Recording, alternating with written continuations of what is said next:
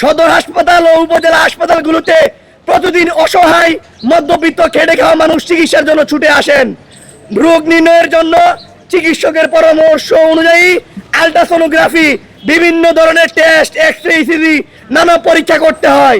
কিন্তু দুঃখের বিষয় হলো, বাস্তবতা হলো, হাসপাতালে প্রয়োজনীয় যন্ত্রপাতি থাকা সত্ত্বেও অনেক ক্ষেত্রে রোগীরা সঠিক সময়ে পরীক্ষা করাতে পারে না। এই সুযোগে কিছু অসাধু দালাল চক্র রোগীদের হাতে ইনভেস্টিগেশনের রিকুইজিশন ফর্ম ধরিয়ে দেয়।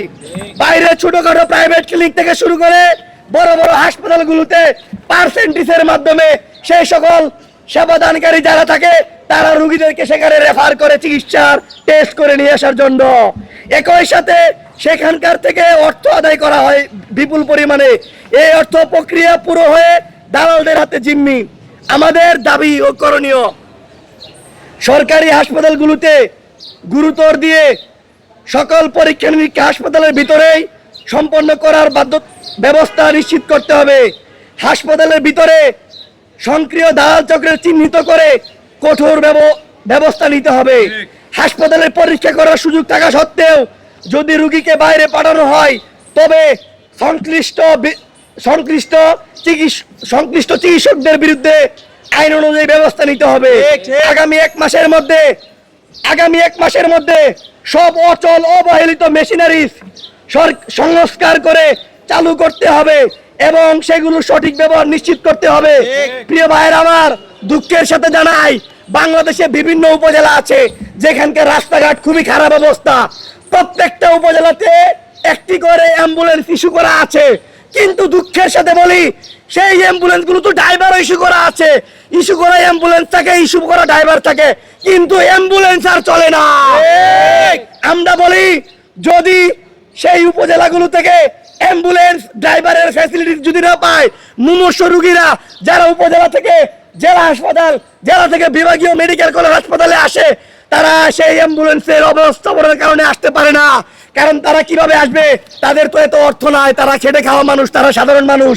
কারণ উপজেলা থেকে শহর পর্যায়ে জেলা হাসপাতালে আসতে অনেক টাকা অ্যাম্বুলেন্স ভাড়া লাগে। সরকারি অ্যাম্বুলেন্স থাকা সত্ত্বেও অ্যাম্বুলেন্স গুলো ব্যবহার হয় না এবং আমরা জিজ্ঞেস করে বলা হয় অ্যাম্বুলেন্স নষ্ট হয়ে আছে দীর্ঘদিন ভাবে, কিন্তু সেখানেও অ্যাম্বুলেন্সের চক্র রয়েছে। অ্যাম্বুলেন্স ড্রাইভাররা সংঘবদ্ধ হয়ে সেই একটি চক্রের মাধ্যমে তারা রোগীদের কাছ থেকে রোগীকে উপজেলা থেকে জেলাতে নিয়ে আসে, সেখান থেকেও তারা একটা মোটা অঙ্কের টাকা এবং কমিশন পায়। ঠিক। একই সাথে আমরা বলি বাংলাদেশে 532টি উপজেলা, জেলা এবং বিভাগীয় হাসপাতাল আছে। প্রত্যেকটার ইমার্জেন্সি অ্যাম্বুলেন্স সার্ভিস দ্রুত সময় চালু করতে হবে। একই সাথে রোগীদের হ্যারাসমেন্ট করা চলবে না। দালালদের বিরুদ্ধে কঠোর আইনগত ব্যবস্থা গ্রহণ করতে হবে যাতে করে সাধারণ মানুষ তাদের প্রাপ্য ফিরে পায়। প্রিয় ভাইয়েরা আমার, আমরা দেখি হসপিটালে সিটি স্ক্যান আছে, সিটি স্ক্যান মেশিন আছে, কিন্তু সিটি স্ক্যান হয় না। একটা সিটি স্ক্যান 5 থেকে 7,000 বা 2,500 টাকা লাগে। কিন্তু আমি খেটে খাওয়া মানুষ, আমি দিনমজুর মানুষ, আমি রিক্সা চালাই, আমি কিভাবে এত টাকা দিয়ে সিটি স্ক্যান করাবো?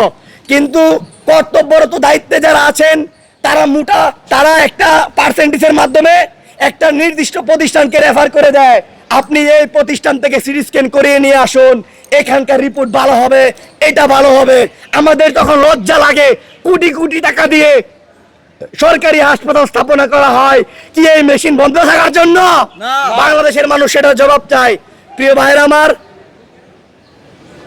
আমরা আমাদের জায়গা থেকে কথা বলে যাব ইনশাল্লাহ, আপনাদের সর্বোচ্চ সহযোগিতা চাই।